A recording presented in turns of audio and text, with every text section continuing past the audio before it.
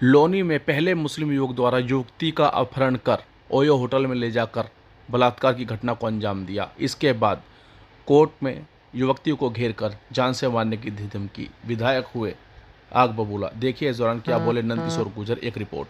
नीचे तक एप्लीकेशन आएगी नहीं, वहीं रखने का डंपिंग ग्राउंड में डाल देता है, नरक मचा दिया पूरे गाजियाबाद में। ऐसा कभी नहीं देखा मैंने। जिस तरह का माहौल बन रहा है ऐसा माहौल ही नहीं हुआ कभी।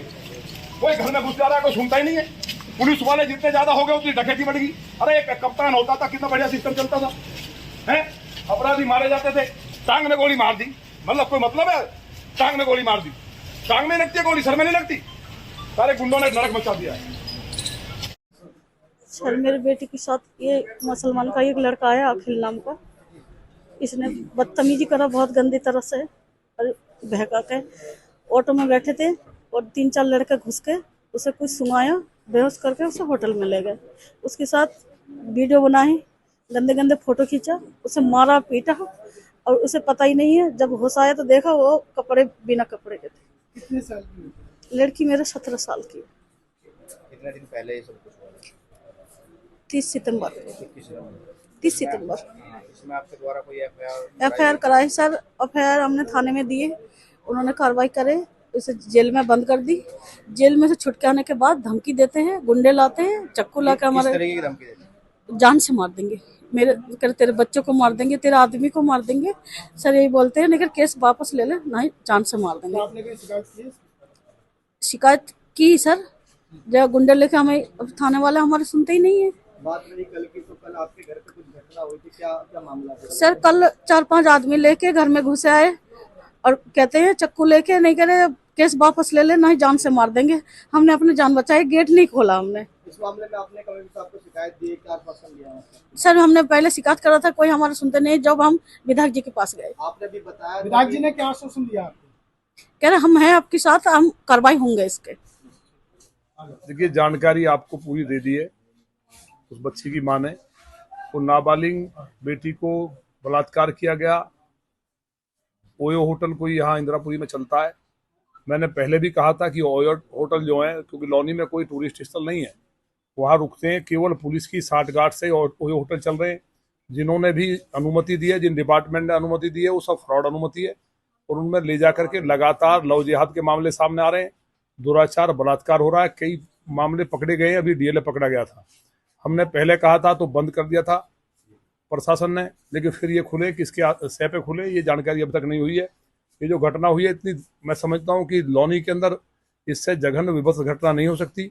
दुस्साहस आप देखिए, मैंने योगी जी की सरकार में पुलिस का ये हालात है कि वो बेटी, उसके साथ दुराचार होता है, उसके बाद उसके मुंह को फोड़ा जाता है। एक वीडियो आपने देखी नहीं अभी, अगर उनसे एक वीडियो मुझे सुबह दिखाई है, उस वीडियो को देखेंगे, उस बेटी के साथ किस तरह मारपीट कर रहा है वो दरिंदा। और वो दरिंदा जेल से छूट के आता है तो कोर्ट में घेर लेता है, ले जाकर के कई बांग्लादेशी रोहिंग्या लोग भी उनमें झुग्गी झोपड़ियों से लेके आता मारने के लिए। रात घर पे उनके यहाँ चढ़े हैं। इस सुबह मेरे पास गई, पुलिस के पास भी सम्मन आया है। तो इससे ज्यादा मैं समझता हूँ जघन्य अपराध नहीं हो सकता। इसके लिए हमारे मुख्यमंत्री से बात करेंगे और या तो प्रशासन कार्रवाई करे, नहीं तो लौनी के लोग कमजोर नहीं है, इसके घर पे भी बुलडोजर चलना चाहिए। इस हरामी ने ये किया है। पूरी लौनी के अंदर पुलिस को हम बार बार कहते हैं, लेकिन कोई कान पे कुछ जूनी रेंगती है। पुलिस के हालात इतने खराब है, कमिश्नरेट सिस्टम बनने के बाद पहले कप्तान का और डीएम का 2 लोग होते थे। आज जितने ज्यादा पुलिस वाले हैं, पहले लोग लूटते थे सड़क पे दूसरे लोग, अब पुलिसिंग ना करके केवल लूट कैसे हो, तमाम पुलिस घूम रही है। पुलिस बढ़ने से लोग तरसते हैं। इंदिरापुरम में चले जाइए, तमाम रोहिंग्या बांग्लादेशियों ने लूट मचा करके रोज डकैती, अपहरण और रोज लूट पूरे गाजियाबाद के अंदर हो रही है कमिश्नरी सिस्टम बनने के बाद। क्योंकि कारण क्या है, वायसराय घर से निकलते नहीं है, वायसराय घर से निकलते नहीं। निचले वाली पुलिस वाले बोल देते साहब बहुत रामराज चल रहा है, पूरी गाजियाबाद में आपकी जय जयकार हो रही है, जिसके कारण ये बेड़ा गर्क हुआ है। ये जघन्य अपराध है, सीधा लव जिहाद का मामला है। नाबालिग लड़की के रेप में, बलात्कार में जो जेल गया, वो घेर कर दुस्साहस माननीय योगी जी सरकार में हो रहा है। या तो हमारे, मैं असंवैधानिक बात नहीं कहना चाहता, या तो 1 सप्ताह में पुलिस इसके मकान को ढाए, इसको गिरफ्तार करे, यानी हम लाठी दे करके दौड़ाएंगे, उस घर को ढाने का काम करेंगे, फिर सरकार जो चाहे वो कर ले, हमें कोई परवाह नहीं है। फिर नाम जेल जाने से डरते हैं, बिल्कुल नरक हो गया है पूरी तरह से। बांग्लादेशियों ने, रोहिंग्याओं ने और इन मुस्लिम जो आतंकी यहाँ रह रहे हैं, दुराचार कर रहे हैं, उन्होंने नरक कर दिया लोगों का। ये मैं किसी कीमत पर बर्दाश्त नहीं करूंगा। जब तक मेरे अंदर एक सांस है, लौनी के किसी भी भाई बहन के साथ, लौनी की हर बहन, हर बेटी मेरी बहन बेटी है, और मेरी बहन बेटी के साथ दुराचार हुआ है, मुझे डूब मरने की जगह नहीं है। और पुलिस के कान बंद है, सबके कान में तेजाब डरा हुआ है, केवल हरामी डकैती के लिए लूट करने पे लगे हुए हैं। विधायक जी, पीड़िता ने बताया है, जैसा कि पीड़िता ने बताया है कि भाई उसकी थाने में सुनवाई होती है। अरे आप देखा नहीं आपने, मतलब दुस्साहस देखिए, घर पे चढ़ के रहा था क्या राक्षस, उसकी मार हो रही है। सुबह मेरे पास जब मैं जन सुनवाई में बैठा था, मेरी रूह कांप गई। इसीलिए दिन के लिए बनाया था हमें। मैंने योगी जी को, पुलिस को जाकर कमिश्नर के वहां एप्लीकेशन दिए, मैंने देखी, कमिश्नर निकलते नहीं अपने ऑफिस से, वही पुलिसिंग करते रहते बैठ के। खाली लूट काटा बना हुआ, पूरे जिले को लूटा जा रहा पूरी तरह से। इतना इससे बुरा हो सकता है क्या? किसी बेटी नाबालिग बेचारी, उसके साथ दुराचार हो गया और वो रोती घूम रही है, और वो घर में घुस रहे हैं, फिर उसको और तो न्यायालय में भी सुरक्षित नहीं है, वहां जाके घेर लिया राक्षसों ने।